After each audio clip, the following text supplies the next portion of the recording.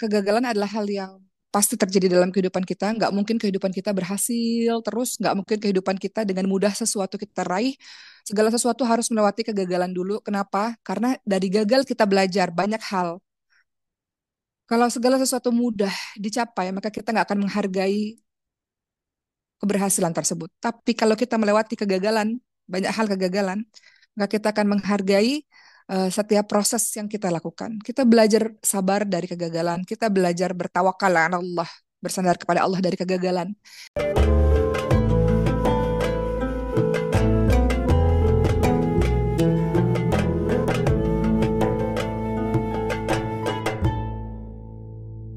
Semoga semuanya dalam keadaan sehat fisiknya, sehat jiwanya, semua dalam keadaan bersemangat untuk melangkah, melanjutkan kehidupan.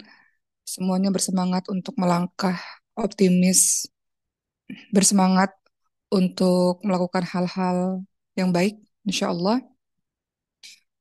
Uma hanya ingin menyampaikan sebelum Uma menyampaikan beberapa hal bahwa kunci dari eh, kekuatan kita untuk melanjutkan kehidupan ini adalah dengan semangat.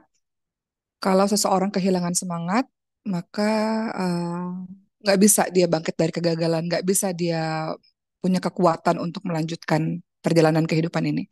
Sebelum memulai, teman-teman semua, pada hari ini mau cerita satu hal yang berkaitan dengan betapa semangat itu kelihatannya kata yang sederhana, tapi dia punya kekuatan yang dahsyat untuk kita bisa melanjutkan perjalanan kehidupan kita ini dari semua kegagalan, kesakitan, atau ujian-ujian kehidupan yang Allah berikan kepada kita. Uma ceritakan tentang diri Uma sendiri terlebih dahulu sebagai contoh. Ketika Allah Subhanahu wa taala mentakdirkan Uma dengan anak kelahiran langka, Sulaiman, anak Uma yang keempat. Pada saat itu Uma ingat bahwa ketika Sulaiman baru lahir 3 hari dan pada saat itu Sulaiman ada di NICU dan kemudian dokter mengatakan banyak hal kepada Uma. Uma dipanggil pada dokter dan dokter berbicara sangat hati-hati kepada Uma pada masa itu dan kemudian dokter mengatakan kemungkinan-kemungkinan atau diagnosa sementara penyakit yang didapatkan oleh Sulaiman karena Sulaiman tidak bergerak ototnya lemah ya sehingga memakai alat-alat yang sangat banyak di NICU pada saat itu. Kemudian dokter mengatakan ini anak kemungkinan ada masalah cacat tulang belakang, darahnya ada mungkin kemungkinan akan ada leukemia, kemungkinan kemungkinan setelah dicek ternyata jantungnya bocor, kemudian ada masalah di bagian tulangnya, kemudian parunya, syarafnya, otaknya kita harus MRI dan semua-semuanya. Pada saat itu umum merasa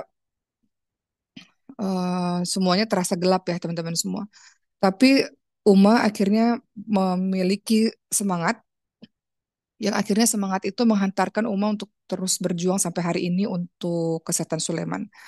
Akhirnya pada saat ini, sampai hari ini pun masih terus berjuang, mau berpikir-pikir lagi. Sulaiman dapat bertahan, Alhamdulillah, dan sehat, Alhamdulillah, dikala sebagian teman-temannya nggak bertahan di waktu kecilnya.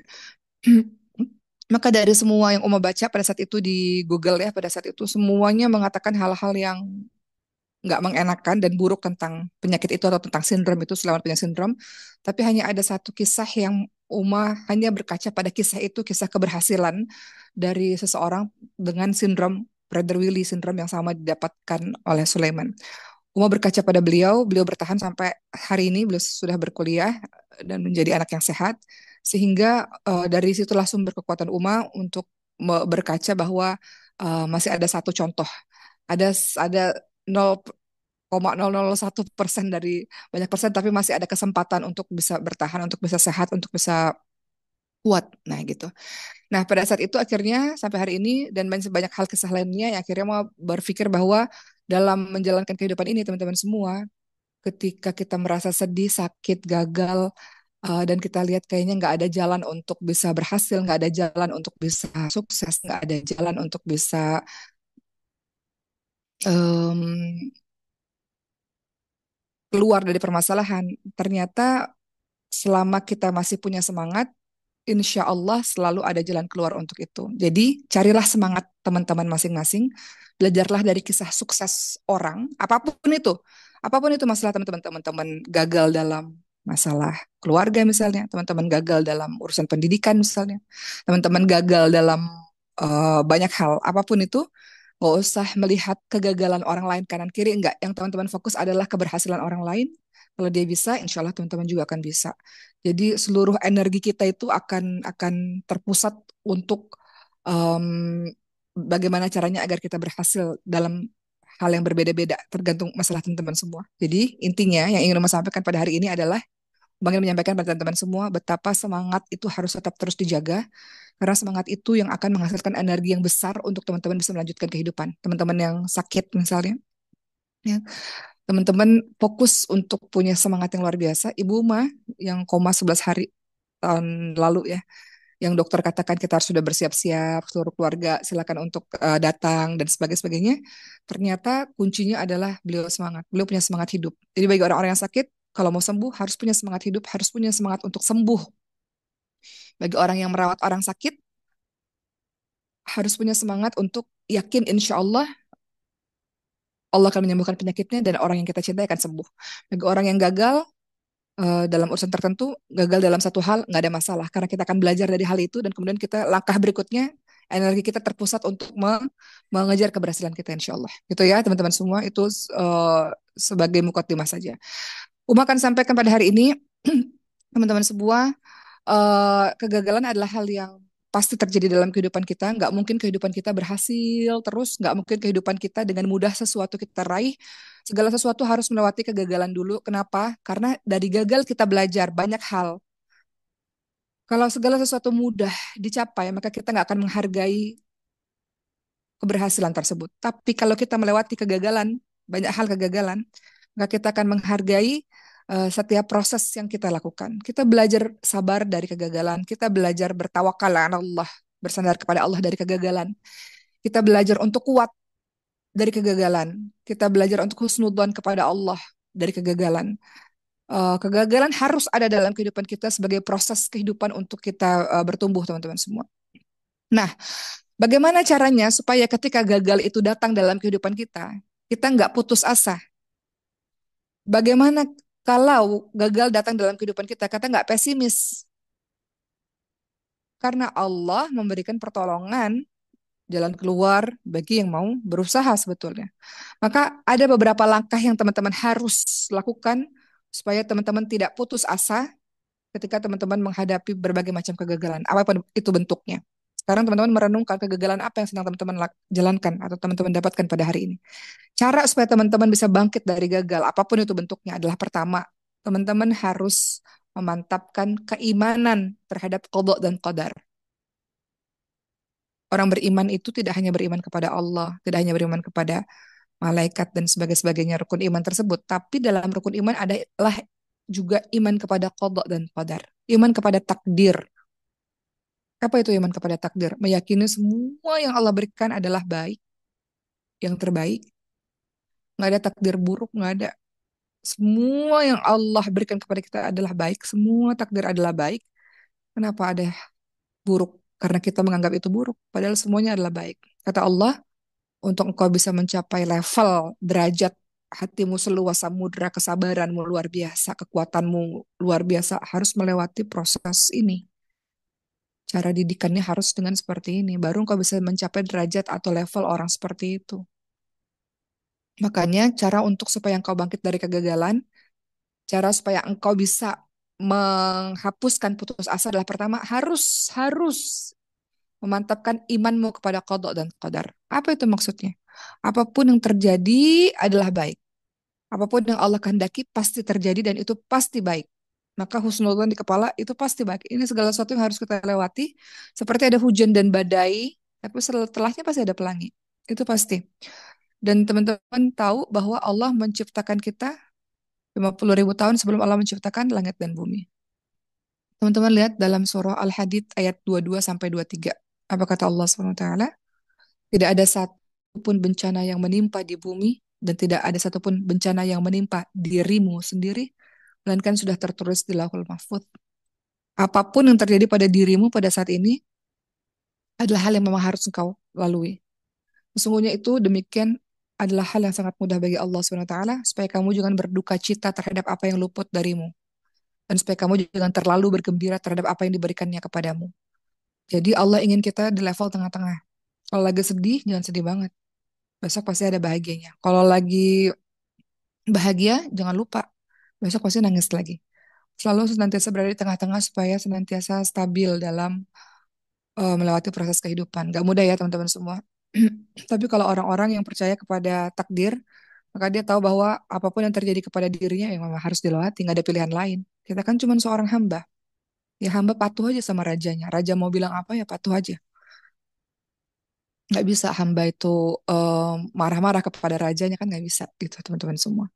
Jadi seorang muslim tidak boleh terus-menerus terbenam dalam kesedihan ataupun musibah ataupun kegagalan yang menimpanya. eh Seorang muslim kuat, dia teguh saat menerima ketentuan dari Allah Subhanahu wa taala, keimanannya kepada takdir Allah, kan katanya engkau orang beriman. Orang beriman itu kan adalah salah satunya yakin takdir Allah pasti adalah baik. Maka keimanan kita pada takdir akan membantu kita untuk menempuh kesulitan-kesulitan dalam kehidupan kita sehingga kita bisa berpikir tenang dan jernih dan bisa menatap kehidupan semuanya dengan husnuzon prasangka baik kepada Allah Subhanahu wa taala. Ya harus begitu. Harus dilewati. Ya, takdir Allah, qadarullah. Ya, kadang-kadang kita benci kata qadarullah itu. Benci banget dengar kata qadarullah, qadarullah, qadarullah. Kadang-kadang ya untuk sebagian orang. Kok sakit banget ya hidupnya? Kok gagal terus ya hidupnya? Kok sedih terus ya hidupnya? Teman-teman jujur deh, teman-teman pernah iri nggak dengan kehidupan orang? Orang yang nggak punya keluarga utuh, kalau lagi jalan ke mall gitu ya, anak broken home misalnya, kalau lagi jalan ke mall iri ngeliat kebersamaan satu keluarga. Orang yang punya kehidupan rumah tangga yang nggak baik, iri ketika melihat ya Allah, misalnya ya suami orang baik banget, romantis banget. Orang yang nggak punya ayah yang baik, iri ngelihat ayah orang yang ya Allah ayahnya perhatian banget. Dia merasakan kasih sayang itu dari ayahnya atau dari ibunya. Begitu, setiap orang tuh iri kepada orang lain terhadap sesuatu yang luput darinya, ya kan? Kadang-kadang begitu kan, kalau kita boleh jujur kan teman-teman semua. Maka cara supaya kita nggak punya perasaan itu, ya Allah takdirmu baik, ya Allah. Semua orang ada takdirnya masing-masing, ada ujiannya masing-masing. Seseorang yang kita lihat bahagia, belum tentu dia bahagia seperti itu. Dia punya ujiannya masing-masing. Engkau diuji oleh Allah dari sakit, orang lain diuji dari Allah, oleh dari ekonomi. Orang lain diuji oleh Allah Subhanahu wa taala dari pengkhianatan. Orang lain diuji oleh Allah Subhanahu wa taala dari dari pertengkaran dan sebagainya. Semua orang ada ujiannya masing-masing. Kau aja yang nggak tahu. Engkau terlalu berfokus pada kesedihanmu dan kau berfokus pada kebahagiaan orang lain. Semua orang ada ujiannya masing-masing, teman-teman semua. Harus seperti itu. Surah Al-Baqarah mengatakan apa? Al-Baqarah 155 sampai 157. وَلَنَبْلُوَنَّكُمْ بِشَيْءٍ مِنَ الْخَوْفِ وَالْجُوعِ وَنَقْصٍ مِنَ الْأَمْوَالِ وَالْأَنفُسِ وَالثَّمَرَاتِ وَبَشِّرِ الصَّابِرِينَ. Allah menguji kita dan seterusnya ya. Allah menguji kita dengan ketakutan, kurangan minal khauf, ketakutan, kelaparan, kekurangan jiwa, kekurangan buah-buahan. Allah menguji kita dalam kehidupan kita, selalu berulang-ulang dalam kehidupan kita pasti ada masa di mana engkau diuji oleh Allah dengan ketakutan, kehilangan, kekurangan itu pasti. Semua orang pasti ada, pasti akan dapat giliran. Jadi nggak usah iri-iri dalam kehidupan orang lain, teman-teman. Semua orang punya air mata sendiri-sendiri, semua orang punya kesedihan sendiri-sendiri, semua orang sedang berjuang untuk bisa bangkit dari kegagalannya sendiri-sendiri. Engkau pun begitu. Dan Allah sudah tahu kadar kemampuan dirimu dan kadar kemampuan orang lain. Ujiannya beda-beda. Begitu ya, teman-teman semua. Kedua, apa yang harus teman-teman lakukan supaya teman-teman bisa bangkit dari kegagalan? Kalau tadi adalah percaya dengan takdir Allah, mengokohkan keimanan kepada qada dan qadarnya Allah. Kedua, berbaik sangka kepada Allah Subhanahu wa taala. Husnudzon kepada Allah Subhanahu wa taala. Husnudzon kepada Allah Subhanahu wa taala. Lihat surah Ali Imran ayat 154. Ada orang-orang yang senantiasa berburuk sangka terus kepada Allah Subhanahu wa taala. Yadunnuna billahi ghairal haq dhannal jahiliyah. Mereka menyangka yang tidak benar terhadap Allah seperti sangkaan jahiliyah. Kalau engkau sudah berburuk sangka, gimana bisa punya semangat?